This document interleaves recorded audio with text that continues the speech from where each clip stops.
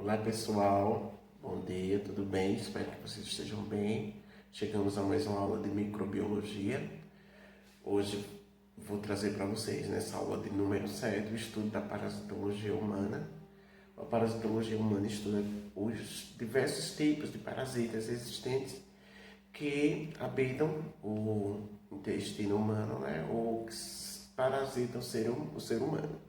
São diversos os tipos de parasitas. Mas antes de darmos início mais aprofundado aos parasitas, eu vou fazer um breve estudo com vocês, uma introdução do estudo da parasitologia.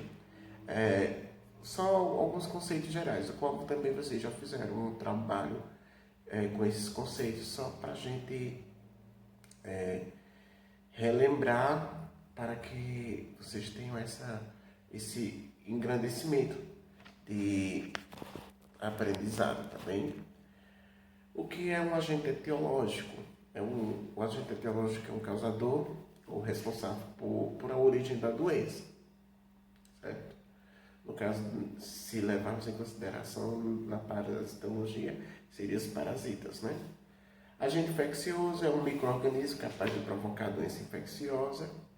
Temos a antroponose, que é uma doença exclusivamente humana. A antropozoonose, que é a doença primária dos animais, que pode ser transmitida aos homens. Contaminação é a presença de agente infeccioso na superfície do corpo, roupas, brinquedos, água, comida, etc. E zoonose, isso é a doença exclusiva dos animais. Fase aguda é aquela em que aparece no período após a infecção, em que os sintomas clínicos são mais marcantes. Fase inicial é uma fase inicial da doença. Fase crônica é o equilíbrio relativo entre um hospedeiro e um agente infeccioso. É a fase de maior duração. Fômite é a representação por utensílios que podem ser veículos, ou seja, os tecidos podem ser veicular a parasitos entre hospedeiros. Fonte de infecção é a pessoa ou qualquer coisa ou substância da qual um agente infeccioso passa diretamente para o hospedeiro. Habitat é o ecossistema local ou órgão onde a determinada espécie ou população vive. O hospedeiro é um organismo que alberga um parasita. Infecção é a penetração e desenvolvimento ou multiplicação do agente infeccioso dentro do organismo. Parasitemia reflete a carga parasitária no sangue do hospedeiro. Parasitismo é a associação entre os seres vivos. O parasita é o agressor e o hospedeiro é quem ele alberga.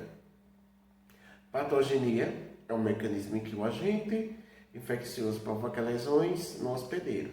E a patogenicidade é a habilidade de um agente infeccioso em provocar lesões.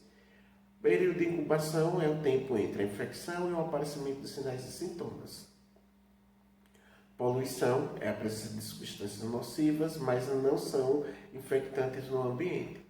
E o portador, geralmente é o hospedeiro infectado, que alberga o agente infeccioso sem manifestar sintomas, mas capaz de transmiti-lo.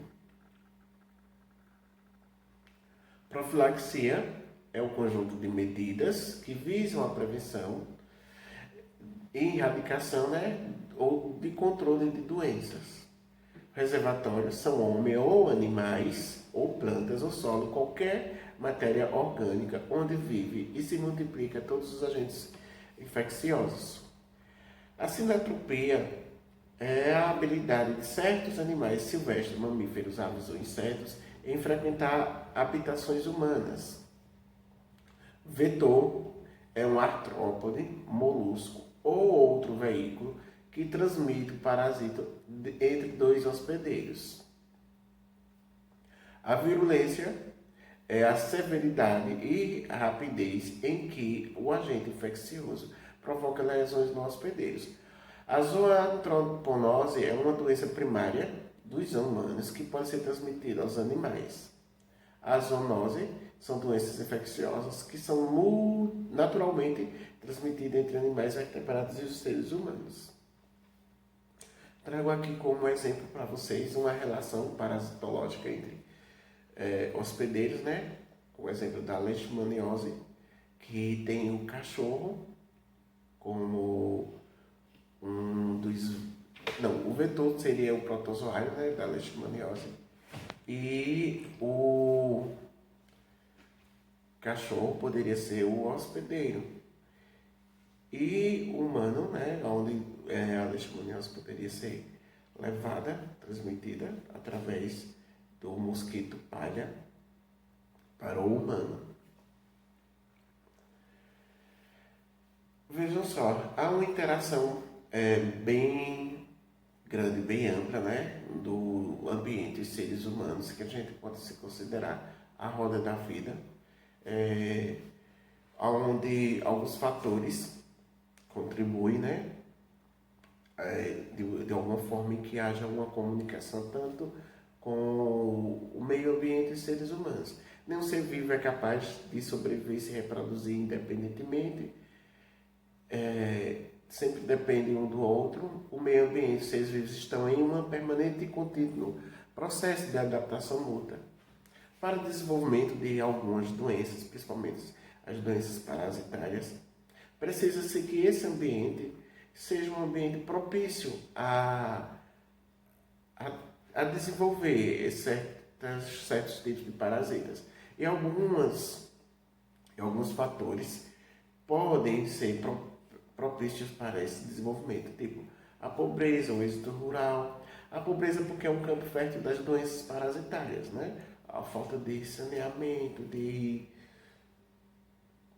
uma limpeza adequada. No êxito rural, a interferência sanitária, né?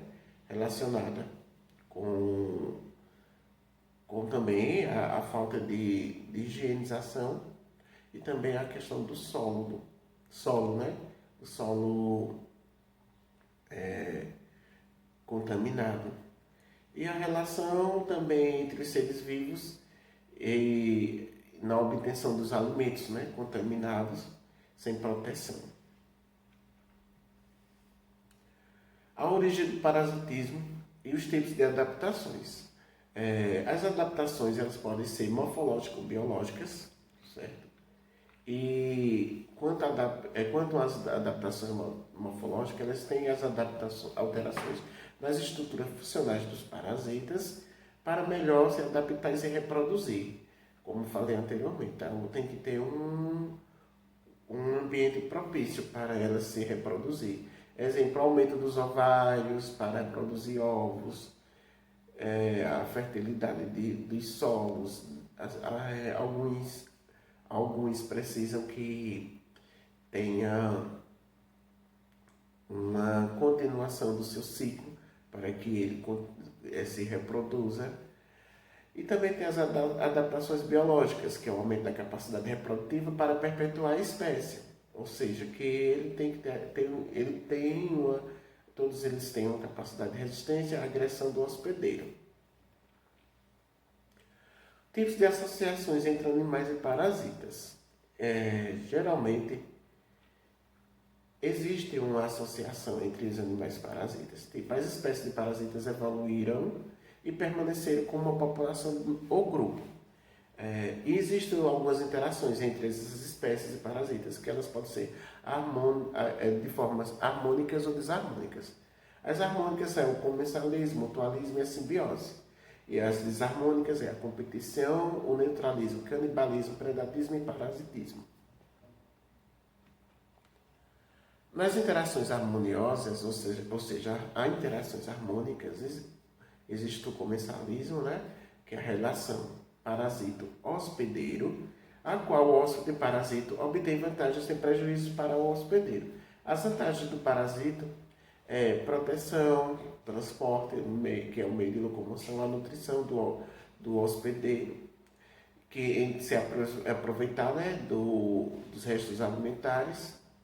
O exemplo de um comensalismo é a Entamoeba coli, que vive no intestino grosso do ser humano.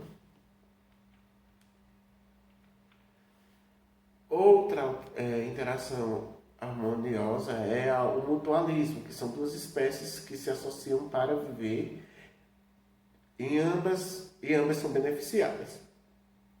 É uma associação obrigatória. Exemplo de mutualismo é o protozoário do gênero Hypermastignidia, parasitando o intestino de cupins. A simbiose é uma associação entre seres vivos, os quais são incapazes de viver isoladamente. O hospedeiro fornece abrigo e as fontes de alimentos que, por sua vez, sintetizam substâncias necessárias ao hospedeiro. Exemplo, as bactérias parasitando o interior de protozoários de vida livre.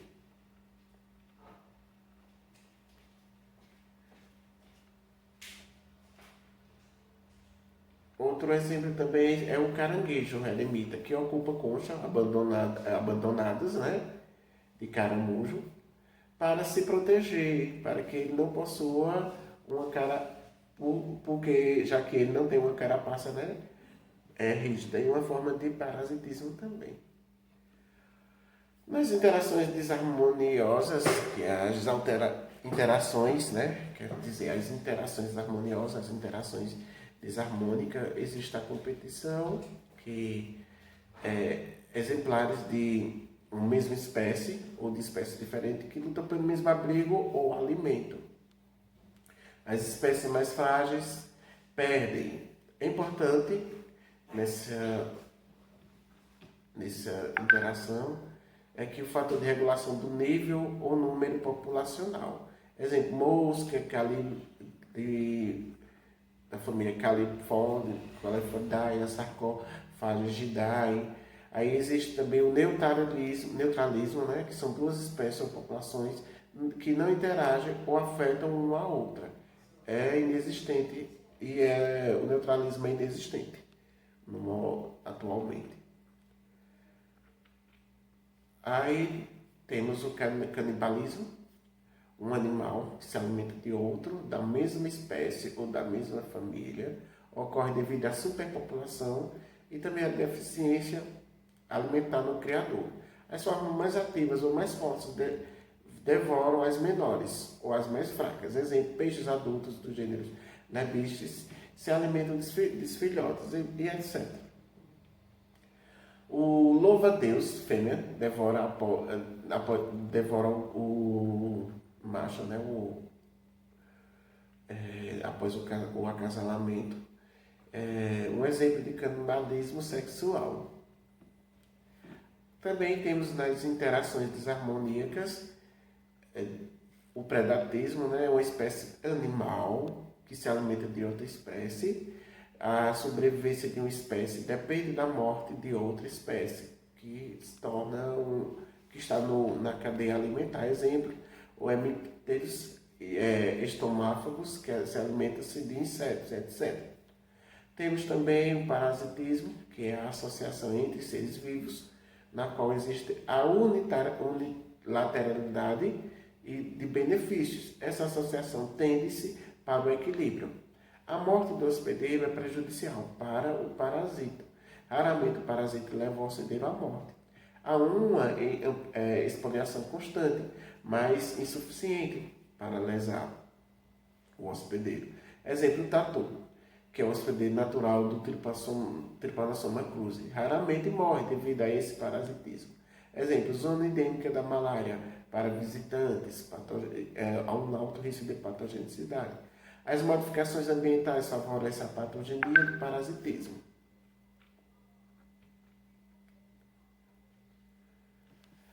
Existe no estudo da parasitologia a ação dos parasitas sobre o hospedeiro. Ela pode ser de ação exfoliativa, tóxica, mecânica, traumática, irritativa, enzimática. Na ação exfoliativa ocorre quando o parasita absorve nutrientes ou mesmo sangue do hospedeiro. Exemplo, na ancilostomose, o parasita, além de obter o ferro e oxigênio do sangue do hospedeiro. E também a ação tóxica, que são enzimas metabólicas que podem lesar o hospedeiro E as substâncias tóxicas produzidas pelos parasitas podem causar danos ao hospedeiro. Exemplos, reações alérgicas pelos metabólitos do acilostomose lumbricoide no intestino. Uma das ações mecânicas é quando algumas espécies impedem o fluxo de alimento, da bile e absorção alimentar. Exemplo, o enovelamento das lumbricoides, né, dentro de uma alça intestinal. E a ação traumática é provocada pela ação de larvas de amíbios, os vermes. Exemplo, a migração cutânea pulmonar pelas larvas de ancilostomas e o rompimento das hemácias pelos plasmódios.